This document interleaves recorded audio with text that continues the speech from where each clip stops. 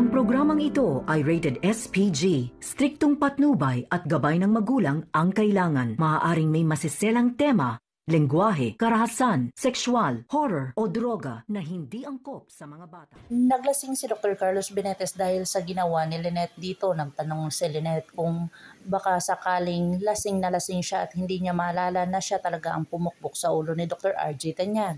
Dito na talaga ay walang tiwala si Lynette sa kanya kung saan talagang nabilog na talaga na naman ang utak ni Lynette dito kay Dr. Carlos Benetes. Dito na nga ay talagang nakonsensya itong si Lynette dahil sa kanyang mga sinasabi dito. Agad-agad naman itong umalis si Dr. Carlos Benetes at sinabi niyang huwag na lang ituloy ang kanilang kasal. Kaya dito nalungkot si Lynette at talagang emotional ito. Si Dr. Carlos Benetes ay talagang hinila ni Zoe dahil sa tinapat ni Zoe sa kanya at kinompronta siya bakit niya nagawa iyon sa daddy niya RJ.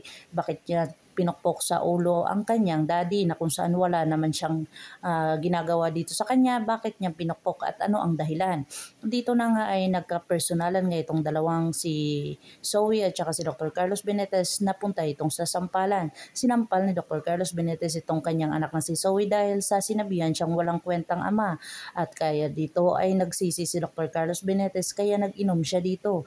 Dito na talaga narinig ni Dr. Carlos Benetes ang kanyang katabing table na kung saan talagang pinatawad siya ng kanyang asawa dahil sa binugbog daw siya. Kaya dito nagbayad siya ng mga tao na kung saan nagpabugbog siya at para makita ni Lynette na kaawang-awa siya na kung saan naawa naman si Lynette at naging successful ang kanyang mga palaisipin at ginawa tungkol sa kay Lynette. Dito na nga ay talagang pinatawad siya ni Lynette kung saan itutuloy daw ang kasal. Dito na lang din nang hingi ng tawad si Lynette sa kanya at talagang hindi naniniwala ito si Annalyn sa kanyang mga pinapalabas ni Dr. Carlos Benetes dahil hindi ito ka-anya-anya at talagang wala siyang tiwala na talaga dito. Kahit na marami pang dugo ang dumagas dito sa kanya ay hindi siya naniniwala kaya kinumpronta niya din si Harry na hindi siya naniniwala sa kanyang ama kung saan sinabi ni Harry dito na pagkatiwalaan daw at bigyan ng pagkakataon para makilala niya si Dr. Carlos Benetes at talagang sa susunod na pagkakataon ay magiging ama niya na ito. Dito na nga din nag-confirm itong si Dr. Lindo na kung saan naniwala siya at approve siya sa mga sinasabi ni Harry. Pero hindi pa rin nila mapilit si Annalyn at hindi pa rin naniniwala dito sa lahat ng mga ginagawa ni Dr. Carlos Benetes. Agad-agad naman itong pumunta si Lynette at saka si Josa doon sa restaurant. Hindi nila alam na nakita sila ni Moira at ang kanyang kaibigan na kumakain doon. Inoobserbahan sila ni Moira upang ito ay gagawa na naman ng kalokohan. Dito na nga ay talagang nagpasabog na naman si Moira ng malansang pusit. Pero hindi niya alam ay itatapon ni Lynette sa kanya kung saan talagang pang-abutan sila at talagang nagsabunutan pa.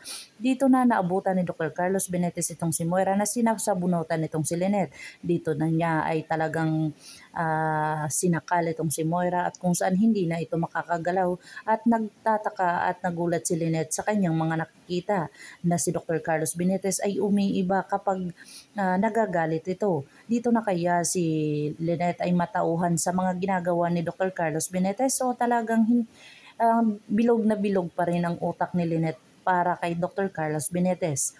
Abangan natin ang mga susunod pa na episode na ito, ang Abot Kamay na Pangarap. If you like my story, please like, share, and subscribe para ma-update po kayo sa mga susunod pa. Yun lamang po at maraming salamat.